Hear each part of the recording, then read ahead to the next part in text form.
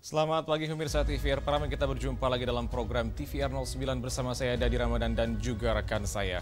Itu saja bersama saya Anggun Oktar ini pemirsa, dan 30 menit ke depan kami akan sajikan kepada Anda untuk berita nasional khususnya dari sudut pandang DPR RI sebagai referensi Anda dalam memahami dinamika politik, hukum, ekonomi, sosial dan juga budaya yang ada di Indonesia. Dan pemirsa TVR Parlemen, inilah TVR 09 selengkapnya.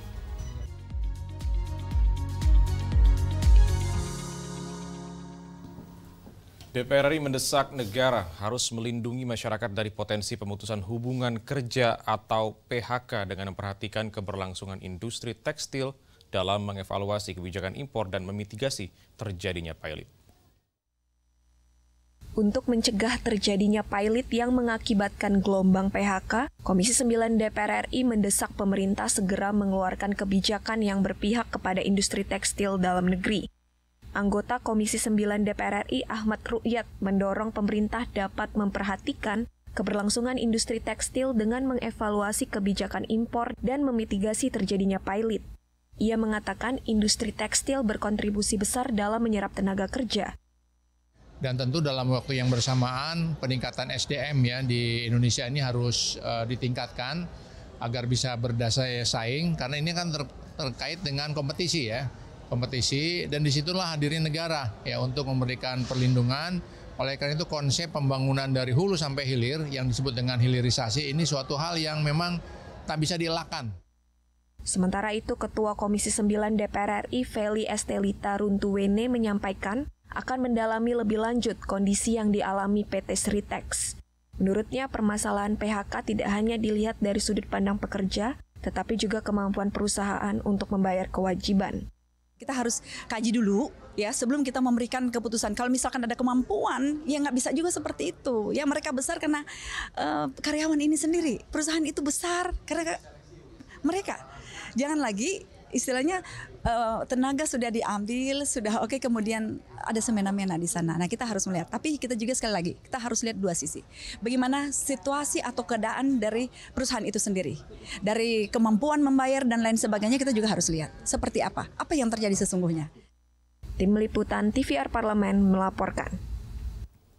DPR RI menekankan pentingnya keadilan dan juga perlindungan bagi guru dan anak. Belajar dari kasus yang menimpa guru honorer Supriyani yang ditetapkan sebagai tersangka atas penganiayaan terhadap siswa di SD Negeri 4 Baito, Konawe Selatan, Sulawesi Tenggara. Menanggapi kasus guru honorer Supriyani yang ditetapkan sebagai tersangka atas penganiayaan terhadap siswa di SD Negeri 4 Baito, Konawe Selatan, Sulawesi Tenggara, Komisi 10 DPR RI mendorong adanya perlindungan bagi guru dan siswa selama proses penyelesaian kasus berjalan. Wakil Ketua Komisi 10 DPR RI Himatul mengatakan, aparat penegak hukum seharusnya bisa menyelesaikan kasus secara adil dengan memandang berbagai perspektif, baik dari sisi anak maupun guru Supriyani. Menurutnya, pemerintah harus memberikan perlindungan bagi guru maupun anak didik sesuai dengan Undang-Undang Sisdiknas karena adanya dugaan intimidasi. Ya, kita di sini melihat dari dua subjek ya. Yang pertama subjek tentang anak itu sendiri, yang kedua subjek tentang pendidik. Jadi kita melihat kasus ini harus melihat dengan perspektif keduanya. Karena bagaimanapun seorang anak itu memang ada undang-undang perlindungan anak ya. Kemudian juga di guru itu ada undang-undang Sisdiknas yang terkait perlindungan guru, dan juga ada undang-undang terkait guru dan dosen yang juga mengamanati tentang perlindungan terhadap guru.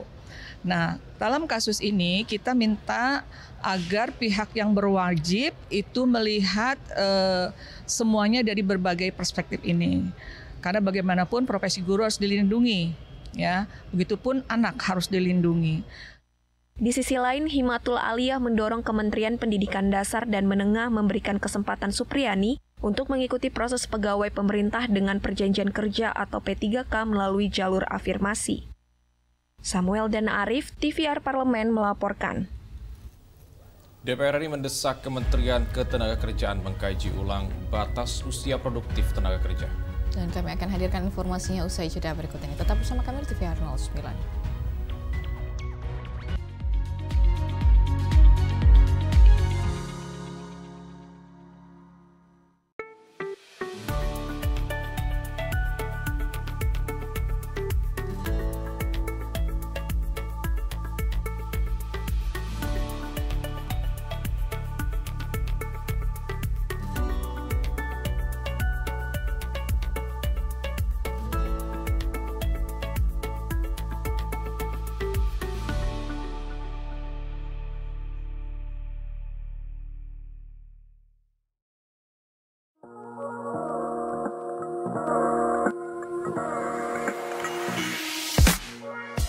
Kalau menurut aku, just do it. Lakukan aja, jangan takut. Emang dipikir aku nggak takut? Takut, tapi mau gimana? Kita tuh perlu jadi agent of change. Aku yakin nggak semua orang dapat kesempatan seperti aku. Oleh karena itu aku sangat menyadari privilege aku dan aku plan untuk menggunakan privilege itu sebaik-baiknya. Tapi kalau misalnya teman-teman di luar sana ada juga yang pengen terjun ke politik, mungkin periode depan, lakukan aja. Seperti yang aku bilang tadi, masa depan tuh punya kita loh teman-teman. Oleh karena itu, mari kita jadi agent of change, agen perubahan untuk masa depan kita sendiri. Just do it.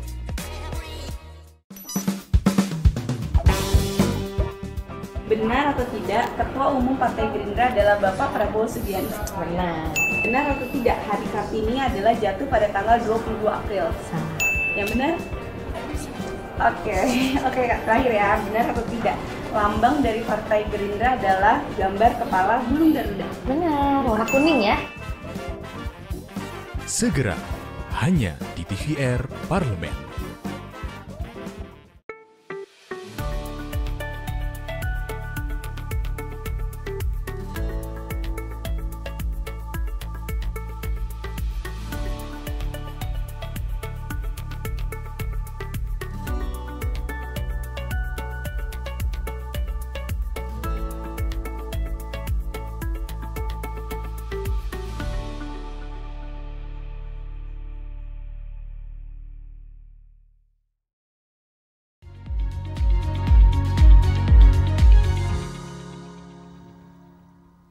Pemirsa masih bersama kami di TVR 09. Pemirsa, DPR RI mendorong Kementerian Ketenagakerjaan mempertimbangkan batas usia produktif yang selama ini dipasang pada angka 40 tahun untuk mengurangi tingkat pengangguran di Indonesia. Ketua Komisi 9 DPR RI, Feli Estelita Runtuwene, mendorong Kementerian Ketenagakerjaan mengkaji batas usia produktif tenaga kerja. Menurutnya, banyak sekali ditemukan masyarakat usia di atas 40 tahun yang kesulitan mencari kerja karena tersandung faktor usia. Feli mengatakan Kementerian Ketenagakerjaan diharapkan dapat mengaktualisasi visi dan misi Presiden Prabowo Subianto terkait dengan ketenagakerjaan yang tercatat sebagai program prioritas sektor ketenagakerjaan. Perlu ada pertimbangan baru yang dilakukan perihal batas usia produktif yang selama ini dipasang pada angka 40 tahun. Kita berharap untuk Kementerian Ketenagakerjaan ke depan dengan visi dari Presiden Prabowo agar tidak ada lagi istilahnya orang-orang yang sampai sudah usia tua masih mencari pekerjaan. Dan ada satu lagi yang masalah usia produktif. Ini juga dibicarakan. Usia produktif, mereka-mereka yang sudah berusia 40 tahun ke atas sulit untuk mendapatkan pekerjaan ya. Sulit untuk ketika mereka melamar sulit karena usia produktifnya cuma dibatasi ya. Nah, sekarang ini juga kami juga minta kepada kementerian agar bisa dilihat kembali regulasi-regulasi yang ada agar mereka-mereka yang harusnya kita sampai 65 tahun ya masih dianggap masih produktif boleh juga dipertimbangkan untuk itu. Menteri Ketenagakerjaan Yasirli mengatakan bahwa salah satu fokus program prioritasnya adalah menangani masalah pengangguran dan menciptakan lapangan kerja baru. Hal tersebut disampaikan pada rapat kerja dengan Komisi 9 DPR RI belum lama ini. Panji dan Ridwan, TVR Parlemen melaporkan. DPR RI mendesak pemerintah untuk mengkaji kebijakan pendidikan nasional menyusul banyaknya kasus kriminalisasi terhadap guru di sekolah. Kembali maraknya kasus guru dilaporkan orang tua murid yang berujung berurusan dengan masalah hukum. Komisi 10 DPR RI yang membidangi pendidikan meminta evaluasi dari kebijakan pendidikan nasional. Anggota Komisi 10 DPR RI Furtasan Ali Yusuf mengatakan, kasus guru yang dilaporkan orang tua murid menjadi kasus yang harus segera dituntaskan. Menurutnya, pemerintah harus melakukan evaluasi terhadap kebijakan pendidikan, khususnya soal kenaikan kelas, di mana dapat dikaji dari nilai rapot dan nilai ujian nasional. Tentu saya dengan pergantian pemerintahan yang baru dan dengan pergantian menteri yang baru ini benar-benar harus ada evaluasi total terhadap kebijakan kementerian yang sebelumnya. Nah, oleh karena itu saya secara pribadi nih sebagai Komisi 10 sangat setuju kalau ada evaluasi semuanya. Misalnya soal kenaikan kelas kita cek lagi, soal rapot merah kita cek lagi, soal UN kita cek lagi, soal PPDB kita cek lagi semua. Jadi kembali kepada normal lagi. Sangat setuju saya dievaluasi semuanya, karena sesungguhnya adalah kita ini selalu coba-coba. Setiap ganti menteri, ganti kebijakan, ganti menteri, ganti kurikulum, itu hal biasa sudah saya lihat. Hari ini aja kurikulum Merdeka itu baru selesai implementasi. Materinya ganti, nah sehingga nanti ini bisa mentah lagi. Yang pusing siapa? Yang bingung adalah masyarakat yang di lapangan. Lebih lanjut, Furtasan Ali mengatakan sebaiknya sebagai orang tua murid dapat lebih menghargai profesi guru, karena tanggung jawab sepenuhnya murid di sekolah ada di guru. Ia berharap permasalahan kedisiplinan murid dapat diutamakan dan adanya komunikasi yang baik antara guru di sekolah dengan orang tua murid. Arif Naka, TVR Parlemen melaporkan. Komisi 10 DPR RI menerima laporan terkait kurikulum Merdeka yang dianggap belum sesuai dengan kemampuan belajar mengajar di Indonesia dan belum dapat mengakomodasi muatan lokal daerah. Wakil Ketua Komisi 10 DPR RI, Mai Esti Wijayati, mengapresiasi masukan dari perwakilan LPPM UPI, Koalisi Pendidikan Nasional, Koalisi Kawal Pendidikan Jakarta, dan Kepala Pusat Studi Pendidikan dan Kebijakan terkait pelaksanaan sistem pendidikan nasional, khususnya pada pendidikan tingkat dasar dan menengah atau Dikdasmen. Dirinya menyampaikan yang menjadi perhatian pada pelaksanaan sistem pendidikan adalah pemenuhan pembiayaan sekolah dasar oleh negara sesuai dengan undang-undang serta pemerataan kesejahteraan guru yang direncanakan dalam roadmap pendidikan akan terwujud di tahun 2030. Mestinya kalau bicara pendidikan dasar itu tidak hanya boleh berbicara soal pendidikan dasar yang dikelola oleh negeri, tetapi juga yang swasta bagaimana. Belum lagi kita bicara soal pendidikan di bawah Kementerian Pendidikan Keagamaan, Kementerian Agama atau namanya Pendidikan Keagamaan. Kesenjangan dan kesejahteraan guru yang mungkin tadi juga muncul bahwa kemudian ada di peta jalan pendidikan kesejahteraan guru akan diupayakan nanti tercapai di tahun 2030. Lalu pertanyaan 5 tahun berarti kami tidak sejahtera. Nah, walaupun itu juga hal yang mungkin perlu kita kupas kembali, kenapa di peta jalan pendidikan muncul kesejahteraan guru itu sampai 2000 akan kita hasilkan di 2030 gitu. Tentu itu ada tahapan-tahapan yang harus dilalui. Lebih lanjut, Mai Esti mencatat laporan terkait kurikulum Merdeka yang dianggap belum sesuai dengan kemampuan belajar mengajar di Indonesia dan belum dapat mengakomodasi muatan lokal daerah ke dalam kurikulum tersebut. Ferdian dan Yoga, TVR Parlemen melaporkan. Situasi konflik militer di Timur Tengah semakin memanas ditandai dengan serangan militer Israel lewat jalur udara ke Iran. Indonesia dengan tegas mengutuk serangan militer Israel terhadap Iran. Kami akan hadirkan informasi selengkapnya, tetap bersama kami di TVR 09.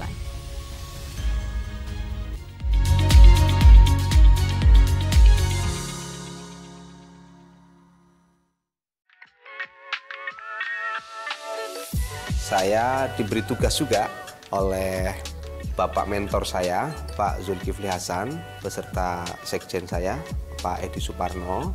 Saya selama ini tenaga ahli di Komisi 7 dan di partai juga biasa-biasa saja, tidak menyandang jabatan yang spektakuler. Saya hanya membantu hal-hal yang bersifat spesifik apabila dibutuhkan.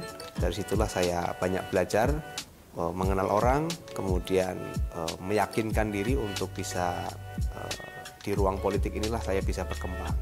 Saya punya mentor, yang pertama adalah tokoh politik saya, karena saya banyak bergelut di Partai Amanat Nasional. Tokoh mentor saya adalah Ketua Umum saya, Bapak Zulkifli Hasan. Saya hampir setiap hari ikut beliau, sehingga saya banyak melihat apa yang beliau lakukan. Benar atau tidak, Badan Meteorologi, Klimatologi, dan Geofisika adalah mitra kerja Komisi 2? Salah. Bapak, benar atau tidak, di tahun 2024 Indonesia masuk ke dalam urutan 5 terbesar potensi panas bumi atau geotermal? Betul. Benar atau tidak, kepanjangan dari PAN adalah Partai Amanah Nasional? Benar. Partai Amanat Nasional ya. Oke. Iya. Terima kasih Bapak. Segera hanya di TVR Parlemen.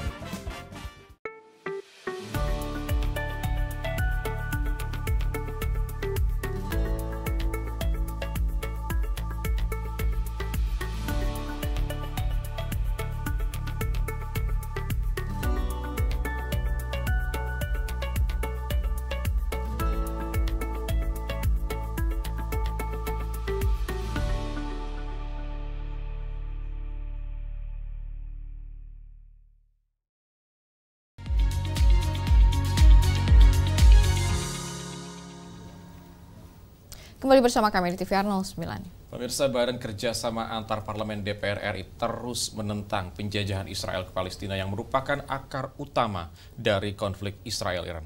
Dan di sini DPR RI khususnya BKSAP terus mendukung kemerdekaan Palestina sebagai solusi permanen perdamaian di Timur Tengah.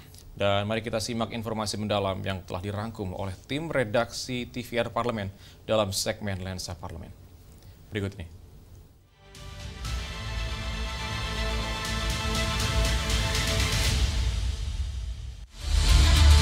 Kekhawatiran dunia akan meluasnya situasi konflik di Timur Tengah semakin nyata saat militer Israel melancarkan serangan udara ke Iran pada Sabtu 26 Oktober lalu. Tindakan Israel ini membuat situasi di kawasan Timur Tengah semakin panas. Sejumlah negara, termasuk Indonesia, mendesak Israel dan Iran tidak memicu konflik yang lebih luas. Indonesia dengan tegas mengutuk serangan militer Israel terhadap Iran. Peningkatan dan perluasan konflik ini merupakan pelanggaran nyata terhadap hukum internasional dan menunjukkan pengabaian hukum internasional sepenuhnya oleh Israel. Indonesia mendesak Dewan Keamanan PBB untuk menjalankan tanggung jawabnya dalam menghentikan kekerasan yang dilakukan oleh Israel, termasuk tindakan genosida terhadap rakyat Palestina di Gaza dan serangan terhadap pasukan perdamaian di Lebanon. Indonesia memang harus berperan aktif, mudah-mudahan nanti Pak Prabowo, beliau akan mengambil peran yang lebih aktif lagi sehingga menunjukkan keberpihakan bangsa kita, bangsa Indonesia terhadap peristiwa-peristiwa yang terjadi di Timur Tengah, terutama kepada saudara-saudara kita yang saat ini tertimpa musibah Palestina yang dilakukan oleh orang-orang Israel yang memang luar biasa, membabi buta. Ya. Badan Kerjasama Antar Parlemen DPR RI terus menentang penjajahan Israel ke Palestina yang merupakan akar utama dari konflik ini. Ketua BKSAP DPR RI, Mardhani Alisera menegaskan, BKSAP akan terus membawa isu Palestina ke forum-forum internasional sebagai bagian dari upaya memperjuangkan hak Palestina di tengah serangan berkelanjutan dari Israel. Ia menilai tindakan Israel merupakan genosida yang bertujuan menghancurkan bangsa, ras dan agama tertentu, serta merupakan kejahatan serius yang harus disikapi dengan diplomasi aktif. Wajib. Nah, justru pekerjaan besar kita di fora internasional selalu mengangkat isu Palestina.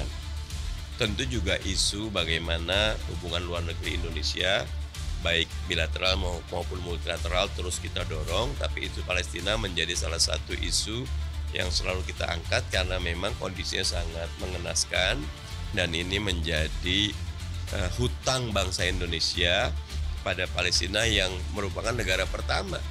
Di antara negara yang pertama yang mengakui kemerdekaan kita, sekarang Palestinanya terjajah demikian berat gitu. Nah, DPR RI khususnya BKSAP terus mendukung kemerdekaan Palestina sebagai solusi permanen perdamaian di Timur Tengah.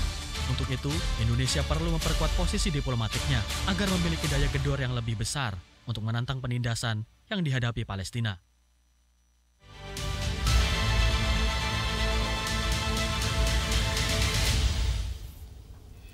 Pemirsa, ini bagi para pecinta novel dan film pastinya kenal dengan film Laskar Pelangi karya Andrea Hirata yang menggunakan Pulau Belitung sebagai tempat syutingnya. Dan tentunya keindahan pantai yang beragam menjadikan Pulau Belitung sebagai salah satu destinasi wisata favorit para wisatawan baik lokal maupun internasional. Lalu bagaimana nih keindahan dari Pulau Belitung ini? Jangan kemana-mana, kami akan sajikan sesaat lagi. Tetap bersama kami di TVR 09.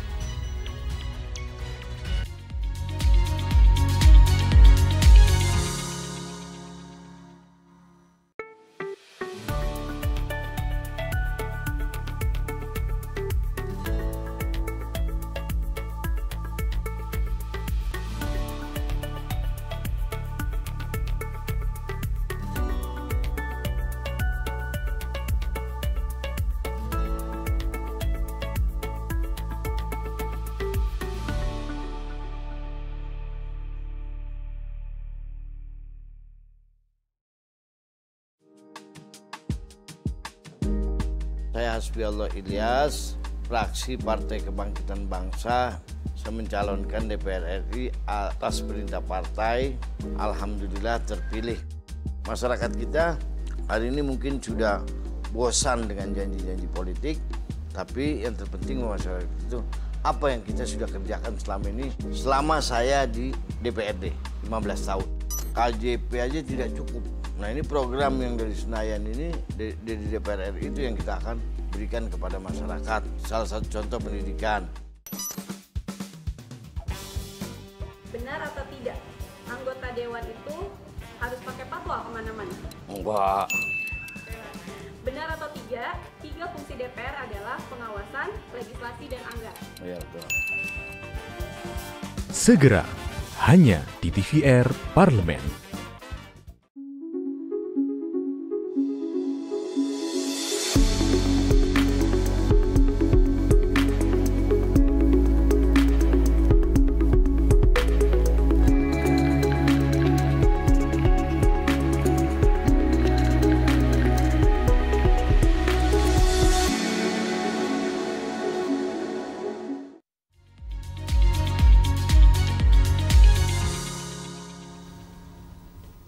Terima kasih Anda masih bersama kami di TVR 09. Banyak destinasi wisata di Pulau Belitung menjadi daya tarik bagi para pecinta panorama alam, dan salah satunya pemirsa yaitu Pantai Tanjung Tinggi yang memiliki replika sekolah dasar sebagai latar film Laskar Pelangi. Dan selain itu terdapat Pantai Serdang yang dikelilingi dengan pohon pinus yang indah dan teduh, juga terdapat kapal nelayan beraneka warna. Baik, tanpa berlama-lama mari kita saksikan tayangan keindahan Belitung Negeri Laskar Pelangi pada segmen Intips Informasi dan Tips berikut ini.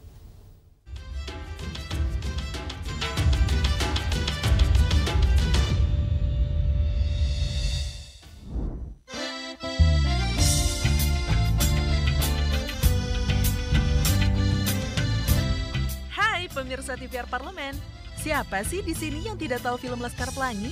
Film yang diangkat dari sebuah novel karya Andrea Hirata ini pasti sudah banyak yang tahu dan nonton filmnya dong. Sekarang saya akan mengajak pemirsa untuk bernostalgia dan melihat langsung salah satu lokasi syuting pembuatan filmnya. Yuk langsung saja kita jalan-jalan. Destinasi pertama adalah Pantai Tanjung Tinggi. Berkunjung ke Belitung tak lengkap rasanya jika tidak ke Pantai Tanjung Tinggi. Berjarak 38 km dari kota Tanjung Pandan, perjalanan menuju Pantai Tanjung Tinggi memakan waktu tempuh sekitar 45 hingga 60 menit dari Bandara Hanan Judin. Pantai Tanjung Tinggi identik dengan batu granit besar di sekelilingnya. Nama Tanjung Tinggi sendiri berasal dari 2 kata, yaitu Tanjung yang berarti semenanjung dan tinggi berarti pantai yang memiliki bebatuan yang tinggi.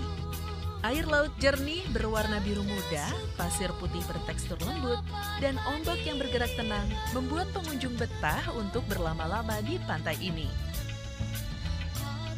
Destinasi berikutnya yang tidak boleh terlewatkan ketika berkunjung ke Belitung adalah replika Sekolah Dasar Muhammadiyah Gantong.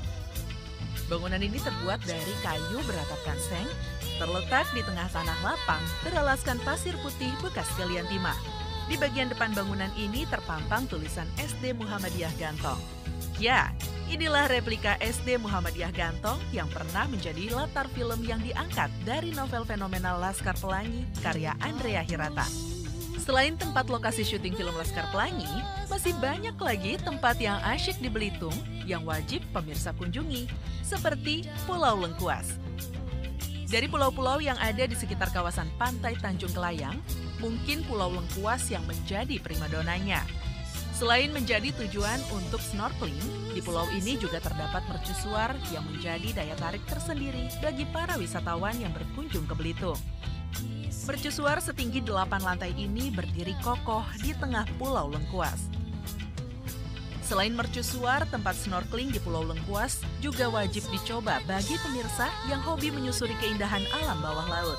Ikan-ikan cantik dengan aneka warna seperti terumbu karang yang indah menjadi sajian pemandangan yang ada di pulau ini. Lokasi berikutnya adalah Danau Kaolin. Sebelum populer sebagai destinasi wisata berkat novel Laskar Pelangi, Belitung lebih dikenal sebagai pusat penambangan timah. Sebagian besar persediaan timah di Indonesia dipasok dari Belitung. Namun tak hanya timah, bumi Belitung juga kaya dengan mineral kaolin. Terletak di desa Air Raya Tanjung Pandan, kubangan tersebut kemudian menjadi danau yang menarik wisatawan. Yang unik dari Danau Kaolin adalah airnya yang jernih berwarna biru muda yang dikelilingi daratan berwarna putih, Sungguh paduan warna yang menakjubkan untuk diabadikan dengan lensa kamera. Belitung tidak hanya menyuguhkan keindahan eksotis dari pantai pasir putihnya dengan airnya yang jernih. Tidak kalah dengan keindahan pesisirnya, Pulau Belitung juga masih menyimpan keindahan destinasi wisata lainnya seperti Bukit Batu Baginde yang sayang untuk dilewatkan. Bukit ini memberikan suguhan alam Belitung dari sisi yang berbeda. Baginde berasal dari kata baginda. Bukit ini diberi nama Bukit Batu Baginde karena batu ini adalah batu yang paling besar di seantero Belitung, sehingga masyarakat menamainya layaknya raja. Bukit Batu Baginde akan menyuguhkan perjalanan hiking ringan yang kemudian dilanjutkan dengan memanjat sebuah batu besar. Untuk menuju ke puncak, pemirsa harus berjuang. Pemirsa harus berjuang menaiki batuan-batuan adenilit yang menjulang tinggi. Perjalanan yang berat itu akan terbayarkan pada saat nanti pemirsa sudah mencapai puncak. Di sini, pemirsa dapat melihat keindahan dan kemegahan Belitung sejauh mata memandang. Masih ada lagi nih tempat wisata di Belitung yang tidak kalah menarik dari tempat-tempat tadi, yakni Pantai Serdang. Pantai ini berjarak sekitar 90 km dari kota Tanjung Pandan. Kalau bicara tentang pantai, di Indonesia kan banyak pantai-pantai yang indah juga. Lalu, apa sih yang menarik dari Pantai Serdang ini? Tidak seperti pantai lain dengan deretan pohon kelapa. Pantai Serdang dihiasi dengan pohon pinus yang indah berjejer dan teduh di sepanjang bibir pantai. Di sana juga banyak kapal nelayan beraneka warna yang membuat pantai satu ini menjadi tampak indah. Inilah yang menjadi daya tarik Pantai Serdang dibanding dengan pantai-pantai lain yang ada di Belitung. Gimana pemirsa TVR Parlemen? Banyak sekali ya destinasi wisata seru yang ada di Pulau Belitung ini. Rasanya tidak cukup waktu sehari untuk mengeksplor keindahan Belitung. Jadi, tunggu apa lagi? Yuk kita jalan-jalan ke Belitung dan nikmati semua keindahannya. Sampai jumpa di episode jalan-jalan berikutnya.